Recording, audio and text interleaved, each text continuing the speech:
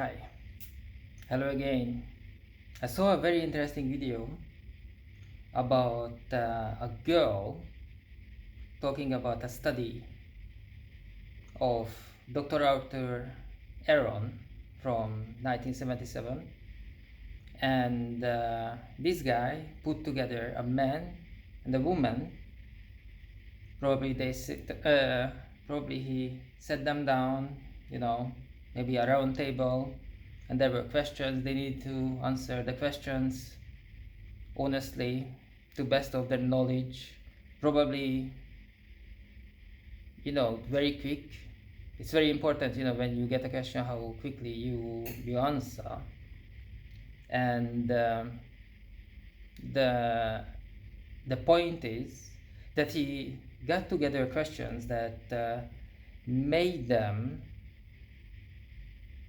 marry after 6 months, which is really good, really good. And actually, it's 36 questions if I remember well. And let's do this. Why not? But we need to remember that this study was done in 1977, long time ago, and you will feel it on the questions. You will see. So the very first one, if you could invite anyone in the world for a dinner, in the question it says to dinner anyway, who would that be? Well, for me, this is not a good question. So many details missing, but okay, when you're sitting at a round table with a lady on the other side, you need to answer quick. Then I wouldn't say a name. I would say a profession, rather, something, a profession that people work under pressure. They need to be a problem solver, very good communicator, something like this. Maybe I learn something. I would be very interested how they deal with the world. What their inner drive.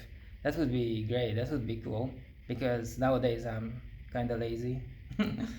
Second question, would you like to be famous? What way? Well, this is what I was talking about, that this study was done in 1977, and back then everything was different. Now we have internet, and basically you cannot be not famous. If you want to work, you need to put your CV on the internet. Once you put it on the internet, everyone can see it. LinkedIn, Facebook, all that stuff.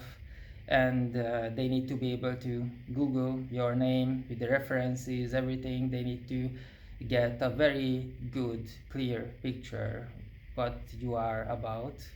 What are your strengths and weaknesses, the experiences. They need to have a picture in their mind after seeing your information, that how confident you are in different things. So right now everyone needs to be famous, very very famous. And what way? The way how you want to make money, how you want to earn your living. Me, I wanna do a business right now, working on an event which will take place probably during the winter. We kind of are running out of time. Well, the date, choosing the right date for our event is not depending on me. So that's it, we're moving on. Next question, before making a telephone call, do you ever rehearse what you are going to say? Why? Well, the thing is, right now we're talking in English. English is not my first language. I was born in Eastern Europe, and then I started to travel. I lived in 5 countries, went to Austria, then I've been to Norway, went to New York. Right now I'm based in London, UK, and I need to rehearse it in my head, because when I start to talk, it's it's dragging on and on and on, and I need to be very quick, very straightforward. I need to get the message across, so I do need to rehearse it for everyone's sake. Next question, what would constitute a perfect day for you? Well, it's always this question I would answer every day completely differently. Right now, a perfect day would be cycling in the park, Hyde Park. Oh my God, I've been waiting for that such a long time. But I'm so busy. But now because it's summer, it would be such a good time. Yes, definitely cycling. But because I never cycled, I like to try new things. Yes, for example, one of the most interesting time I would talk about if I would sit down in this table with Dr. Arthur Aaron watching over us. That when I went to the very first time I went to skiing, that was very interesting. So I would do something for the first time, and that would be cycling. I haven't cycled for 10,000 years, or maybe more, and Hyde Park would be very great. Okay, next one. So that was the perfect day. What trying something completely new. Next question. What did you last sing? When did you last sing to yourself? I can't read my own writing. Okay. When did you last? Well, I sing every single day because I kind of like it. Few years back, before the pandemic, I was quite not bored, but not depressed, but without motivation. So I decided to try something new, and I was looking for things that is cheap in my area, and you don't need any entry requirements, and that was singing. So I went for singing, and I've done 4 courses. So I actually, no, I wouldn't say that I know how to sing, but I like it. It's good. Okay, when did you sing last time to someone else? Well, when I sing, basically everyone can listen to it. Everyone. Next, if you were able to live to the age of 90 and retain either the mind or body of a 30 years old for the last 60 years of your life, which would you want? Oh yes, that is a very interesting question. I imagine that in 1977, I think that was the year when Star Wars came out, isn't it? The first one, New Hope. I'm so sorry, there's the fourth one, The New Hope. And of course, it would be, I imagine that it would be very interesting to get to night and all that stuff. But it's a myth right now. For example, the very first thing would come to my mind, choosing that which one I want to retain, body or mind. First of all, why I cannot do both.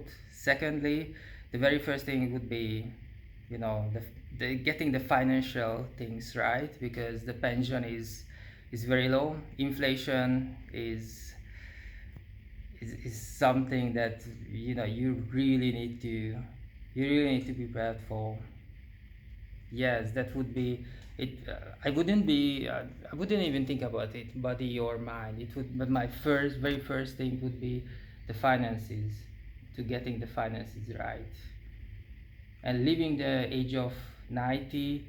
Well, it's kind of, well, even if I need to imagine that I live to the age of 90, I would be very worried how I would make money. Yes, it's not, it wouldn't fill me with happiness or something that, oh cool, I live for a long time. No, it would really stress me out how I would make money, how I would take care of my family. Yeah, yeah. Next question. Do you have a secret hunch about how you will die? What a strange question. I don't even want to answer that. Next one. Name 3 things you and your partner appear to have in common. Now, of course, because it's just you and me who's watching this, I cannot answer this because I cannot see you. And, the questions are from this study from 1977 from Dr. Arthur Aaron. Yeah. So we need to jump. For what in your life do you feel most grateful?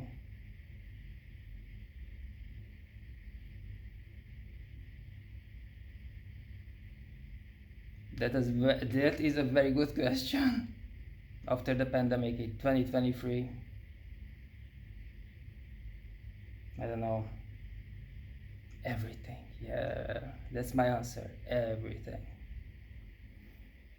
If you could change anything about the way you were raised, what would that be? This is a very good question. I love it. This is actually the first question I like.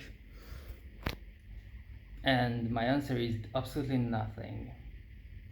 I really like how my parents choose the way how they were raising me. This was just perfect. I wouldn't change a bit. Nothing. Everything just came out right. Everything. If I would change anything, my life would be completely different. I would be in a completely different place. So I'm really grateful how everything went down. I wouldn't change anything at all. I wouldn't even change the schools or anything like that. No, nothing. Everything is perfect as it is. Next question is the last one for today's session. Take 4 minutes, 4 minutes to tell your partner your life. I can't read my own writing. Your life, as much as details as possible. Well, I hate this question, so I'm always doing volunteer work, like always. This is very important for me, to give something back to the community. Also, it is a good opportunity always to try to do something completely new, try out. And just a couple of weeks ago, I was going for a volunteer role. It was a very good role. I was like, oh my god, I was very excited about this. We had not a real interview, but an online interview. For me, an online interview is not a real interview at all, especially because the internet can cut off the line. It's just not good. The internet is not good at all. And we were doing this interview, and this question came up. And I was like, I looked stunned. And then the lady said, who were doing this job interview for this volunteer role. Volunteer, it means that you don't get paid for it, and everything you use, all the tools you need to bring with yourself, and you pay your own travel and all that stuff. But they give you the opportunity to try yourself in new roles. So she was asking me this, that, oh, tell me about yourself. So I will look like this because I give them a very, very detailed CV. It's going on pages and pages and pages long, and motivational letter, everything, and in my email as well, very, very lengthy. I wrote about what I do, what I want to do, what I want to try, why I really like this role, why I want to work with them. And she was like, oh yeah, I know this, I read it. I'm really sure 100% that she never even opened those emails. And then, oh, I want to hear it with your own words. I mean, okay, you want to sit there for 4 hours, because I cannot do it in 4 minutes at all. I've been doing volunteer work since I was like 15. Like, I don't like this question at all. What do you mean to talk about? I cannot talk about my coffee I just made 2 minutes ago in 4 minutes. Just don't like it. This question is not for me at all. So if I go to a job interview, it would be in the future. It would be so nice if they tell me before that this question will come up. Talk about yourself in detail in 4 minutes. Because if this question is on the list, I just don't even want to bother to dress up and go across the city to do this interview. I would just go and say, just forget about me, that's it. I just don't like this question at all. So that was the first 11 question of this study. When they sit down, a man and a woman, probably at the round table, and they give them 36 questions. That was the first 11. I kind of liked it, so we're gonna continue with the rest. Okay, see you next time.